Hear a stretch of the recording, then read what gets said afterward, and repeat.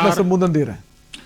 कर्तव्यों की तरफ महात्मा गांधी लगातार देश को तैयार करते रहे, लेकिन आजादी के बाद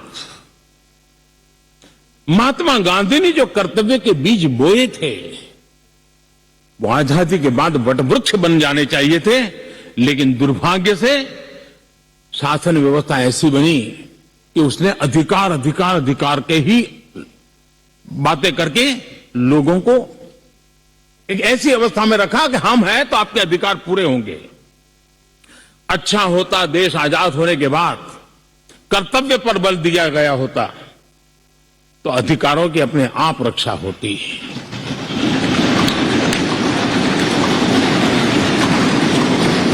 कर्तव्य से दायित्व का बोध होता है, कर्तव्य से समाज के प्रति एक जिम्मेवारी का बोध होता है। अधिकार से कभी कभी एक याचक वृत्ति पैदा होती है कि मुझे मेरा अधिकार मिलना चाहिए, यानी समाज को कुंठित रखने की कोशिश होती है। कर्तव्य के भाव से सामान्य मानवीय के जीवन में एक भाव होता है कि ये मेरा दायित्व है, मुझे इसको निभाना है, मुझे करना है, और जब मैं कर्तव्य का पालन करता हूं तो अपने आप किसी के अधिकार की रक्षा हो जाती है, किसी के अधिकार का सम्मान हो जाता है, किसी के अधिकार का गौरव हो जाता है, और उसके कारण कर्तव्य भी बनते हैं और अधिकार भी चलते हैं और स्वस्थ समाज की रचना होती है।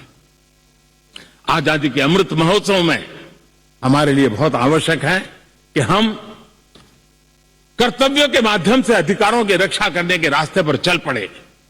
कर्तव्य का वो पथ है जिसमें अधिकार की गारंटी है, कर्तव्य का वो पथ है जो अधिकार सम्मान के साथ दूसरे को सुपुर्द करता है, उसके हक को दे देता है।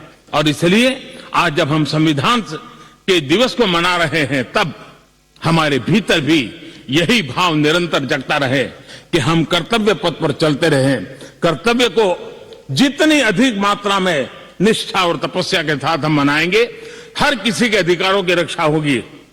और आजादी के दीवानों ने जिन सपनों को लेकर के भारत को बनाया था, उन सपनों को पूरा करने का सौभाग्य आज हम लोगों को मिला है। हम लोगों ने मिलकर के उन सपनों को पूरा करने में कोई कसर नहीं छोड़नी चाहिए। मैं फिर एक बार स्पीकर महोदय का इस महत्वपूर्ण अवसर के लिए बहुत बहुत बधाई देता हूं, अभिनंदन करता हूं। उन्होंने इस कार्यक्रम की रचना की।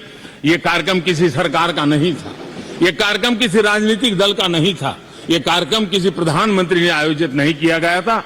ये सदन का गौरव होते हैं स्पीकर, सदन का ये स्थान गौरवपूर्ण होता है।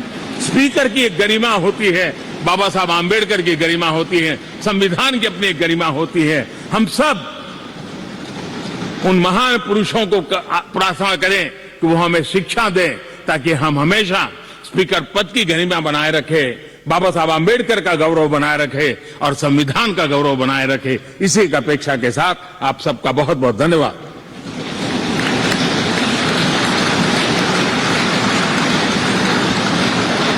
धन्यवाद माननीय प्रधानमंत्री जी। अब मैं आग्रह करती हूँ माननीय उपराष्ट्रपति जी एवं राज्यसभा के सभापति श्री एम वेंकैया नायडू जी से कि वे विशिष्ट सभा को संबोधित करें।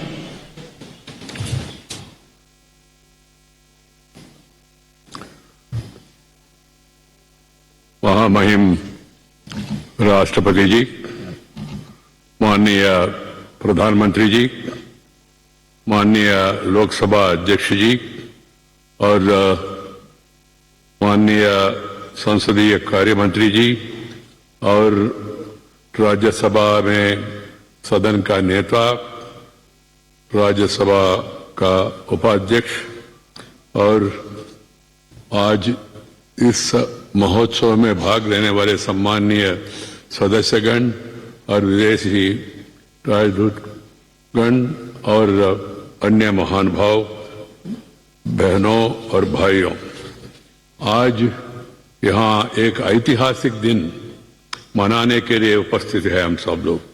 वही दिन जब 1949 में संविधान सभा द्वारा भारत के संविधान को अंगीकार किया था। यह संविधान निर्माताओं के प्रेरणास्पद दृष्टि को याद करने और उस दृष्टि को साकार करने के लिए 72 वर्षों से जारी हमारा प्रयासों पर विचार करने का अवसर है। My dear members, brothers and sisters, today we all have assembled here to commemorate a historic day, a day when the Constitution of India was adopted by the Constituent Assembly in 1949. It's an occasion to recall the vision that inspired the constitutional makers, reflect on the continuing mission that began 72 years ago to translate that vision into action. At the outset, I pay my gratitude to the President of the Constituent Assembly, Dr. Rajendra Prasad ji, Chairman of the Drafting Committee, Dr. Baba Saheb Ambedkar ji, and the members of the Constituent Assembly for providing direction for nation building.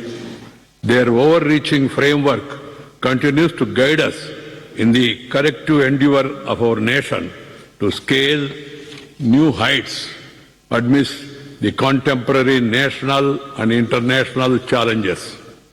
Our Constitution, in essence, is a statement of values, ideas, ideals, seeking to ensure justice, liberty, and equality for all in the true spirit of fraternity, and is a guide to peaceful democratic transformation, enabling the people to fulfill their aspirations. Our Constitution is marked by innovative borrowing from various sources and selective adoption, integrating the long-held indigenous values and Western concepts also. It exemplifies the essential Indian worldview that believes in welcoming noble thoughts from all over the world and adopting them in our national context.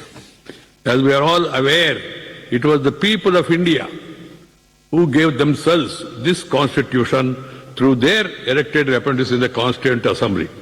The preamble summarizes the philosophy of the Constitution, in which the people preferred our country to be a democratic republic, thereby indicating the instrumentalities by which the intended socio-economic transformation was to be achieved.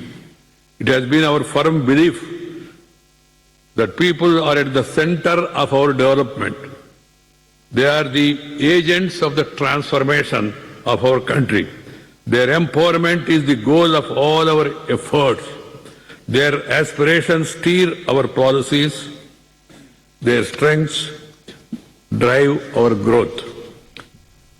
तो संविधान